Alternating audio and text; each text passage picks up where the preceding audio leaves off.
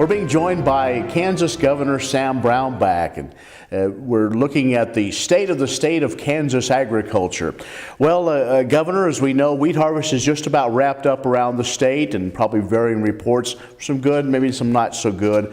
But right now, spring or fall crops look pretty good. What are you hearing? What are you seeing as you travel around the state looking at agriculture in Kansas? Well, we're finally getting some rain.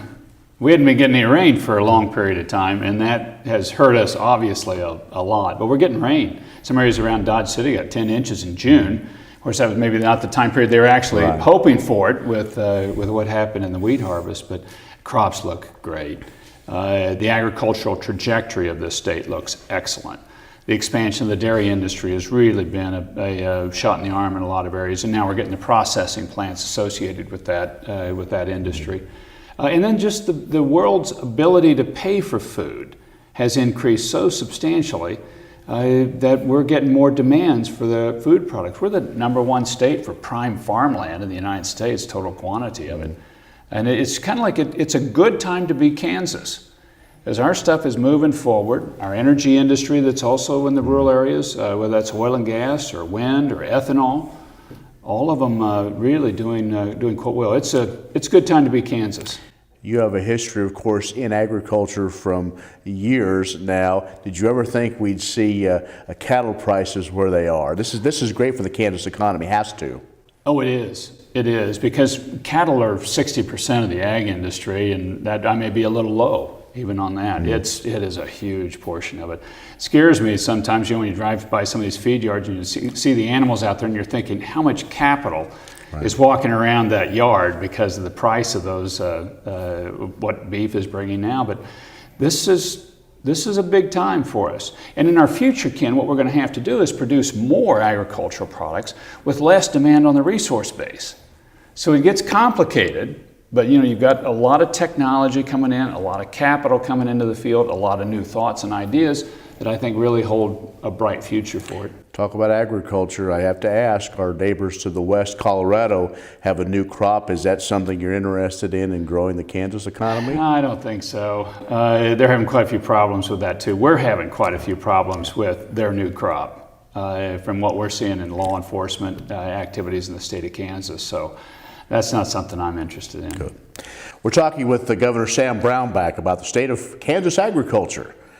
You're watching the Kansas Ag Report. This segment brought to you by Oldie Seed Farms, carrying soil-specific seed. Find them on the web at oldieseed.com. That's OHLDE seed.com.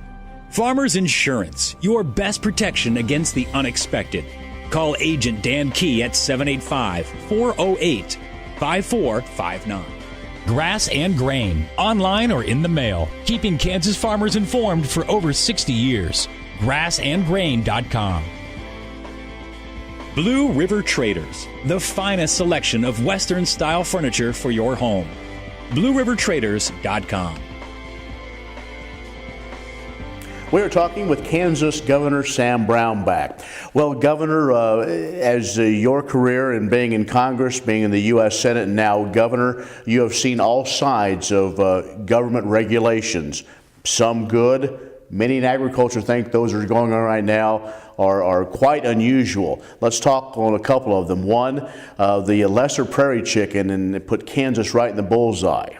Lesser prairie chicken has just been a disaster. It's a wrong move by the federal government. It's not necessary. And we've got a problem with prairie chickens because we didn't get any rain.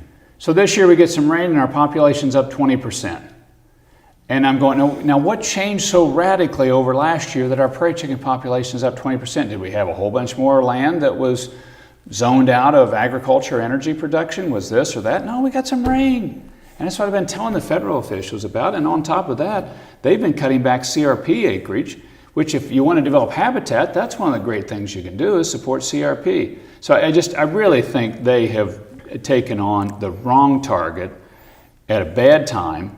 And it scares a lot of other places because there's a lot of other places that have a prairie chicken or a grouse type of bird that's in a similar status to the lesser prairie chicken, that they could expand these zones over huge tracts across western part of the United States. So really the key is to continue to talk with those federal officials and tell them or use sound science so they can hopefully make a correct decision. Well, you got to talk to them, but then we've also sued them.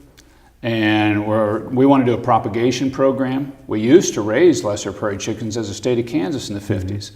We were down in one of our reports, we were down to 2 flocks after the Dust Bowl, one in Meade and one in Clark County of lesser prairie chickens. No habitat, no rain. When that comes back, the prairie chicken came back. Another thing that has really kind of taken a life of its own, not only affecting agriculture, but anybody that's really around to use this water, is the EPA and their proposed new definition of waters of the United States. And that has a huge impact on states' rights and on business in general.